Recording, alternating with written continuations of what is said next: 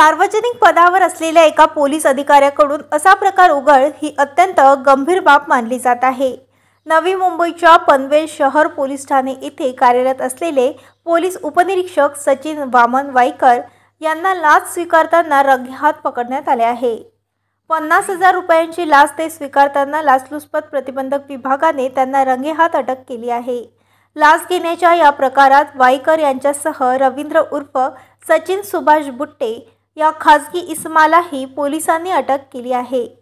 तक्रारदाराच्या वय 32 यांच्या वडिलांविरोधात पनवेल शहर पोलीस ठाण्यात दाखल असलेल्या गुन्ह्यांमध्ये कलम वाढवण्याची तसेच जमीन नाकारून अटक करण्याची धमकी उपनिरीक्षक वाईकर यांनी दिली होती।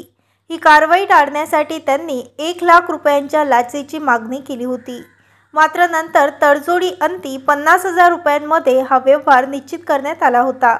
याबाबत तक्रारदाराने हा प्रकार थेट लाचलुचपत प्रतिबंधक विभागाकडे एसीबी तक्रारीद्वारे कळवला होता।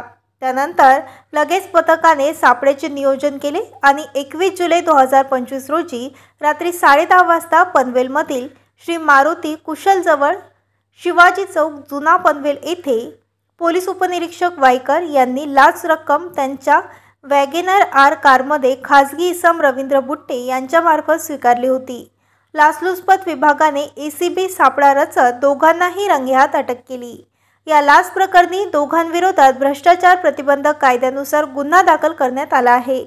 या प्रकारामुळे पोलीस यंत्रणेच्या कामकाजावर प्रश्नचिन्ह उपस्थित होत आहे। एसीबीच्या यशस्वी कारवाईमुळे पनवेल शहर आणि पोलीस दलात एकच खळबळ उडाली आहे।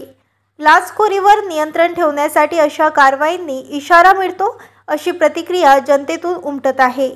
लाचलुचपत विभाग रायगडच्या पोलीस उप अधीक्षक सरिता भोसले, पोलीस निरीक्षक निशांत धनवडे, सहाय्यक फौजेदार विनोद जाधव, पोलीस हवालदार महेश पाटील, पोलीस शिपाई नवोदित नांदगावकर यांनी ही कारवाई केली।